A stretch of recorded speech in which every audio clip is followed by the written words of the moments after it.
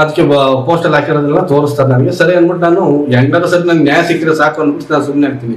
ಈಗ ನಿನ್ನೆ ಮೊನ್ನೆ ಅವರೇ ಮತ್ತೆ ಪ್ರೆಸ್ ಮೀಟ್ ಮಾಡಿಬಿಟ್ಟು ನೀವು ಪೆನ್ ಡ್ರೈವ್ ಹಗರಣ ಆದ್ಮೇಲೆ ನಾನು ಅವ್ರನ್ನ ಹತ್ರ ಕಾಂಟ್ಯಾಕ್ಟ್ ಮಾಡ್ತೀನಿ, ಬಟ್ ಅವ್ರನ್ನ ಕಾಂಟ್ಯಾಕ್ಟ್ ಸಿಗಲ್ಲ. ಮತ್ತೆ ಅವರ ಈ ಪೆನ್ ಡ್ರೈವ್ ನ ಕಾರ್ತಿಕ್ ಬಂದ್ಬಿಟ್ಟು ನನಗೆ ಕೊಟ್ಟ, ಮತ್ತೆ ನಾನು ಬರೋಕ್ಕಿಂತ ಮುಂಚೆನೆ ಕಾಂಗ್ರೆಸ್ ಮುಖಂಡರಿಗೆಲ್ಲ ಕೊಟ್ಟಿದ್ದೀನಿ ಅಂತ ಹೇಳ್ಬಿಟ್ಟು ಸುಳ್ಳು ಅಪಾದನೆಲ್ಲ ಮಾಡ್ತಾವ್ರೆ.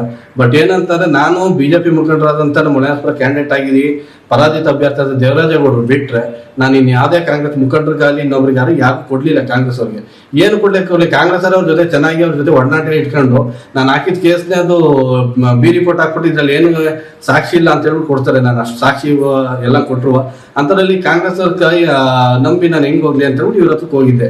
ಬಟ್ ಇವರು ಇದೇ ತರ ಮೋಸ ಮಾಡಿದ್ರು ನನಗೆ. ಈಗ ನಿನ್ನೆ ಮೊನ್ನೆ ನಡೀತಾರ ವಿದ್ಯಮಾನ ಅಂತಾನೆ ಇವ್ರು ಬಂದ್ಬಿಟ್ಟು ಪೆಂಡ್ರವ್ ಇವರೇ ಹಂಚಿದ್ರು, ಇನ್ನೊಬ್ರು ಕೊಟ್ಟು ಹಂಚ್ಕೊಂಡ್ರು, ಬಿಜೆಪಿ ಹಂಚ್ಕೊಂಡವ್ರು, ನನಗೆ ಗೊತ್ತಿಲ್ಲ. ಬಟ್